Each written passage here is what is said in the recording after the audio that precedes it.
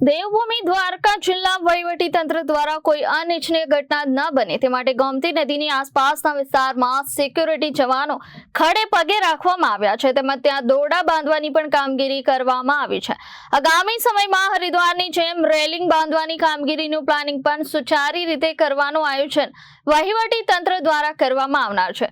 ઉપરાંત શ્રદ્ધાળુઓની સલામતીના ભાગરૂપે હાઈ સ્પીડ રેસ્ક્યુ બોટ તેમજ remote control life buoy stand by રાખવામાં આવ્યા છે। ગોમતી નદીમાં શ્રદ્ધાળુઓ સ્નાન કરવા ન જાય તે માટે જરૂરી પૂરતી વ્યવસ્થાઓ પણ વહીવટીતંત્ર દ્વારા કરવામાં આવી છે।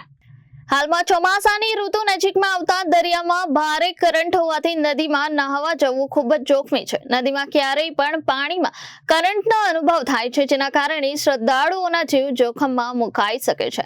આથી જિલ્લા વહીવટીતંત્રએ દ્વારકા ખાતે આવતા શ્રદ્ધાળુઓને ગોમતી નદીમાં નહાવા ન જવા માટે ખાસ ભારપૂર્વક અનુરોધ કરવામાં આવ્યો છે। દેવભૂમિ દ્વારકા જિલ્લા વહીવટીતંત્ર દ્વારા કોઈ અનિચ્છનીય ઘટના ન બને તે માટે ગોમતી નદીની આસપાસના વિસ્તારમાં સિક્યુરિટી જવાનો ખડે પગે રાખવામાં આવ્યા છે તેમજ ત્યાં દોરડા બાંધવાની પણ કામગીરી કરવામાં આવી રહી છે। આગામી સમયમાં હરિદ્વારની જેમ રેલિંગ બાંધવાની કામગીરીનું આયોજન પણ સુચારી રીતે કરવાનું વહીવટીતંત્ર દ્વારા નક્કી કરવામાં આવ્યું છે।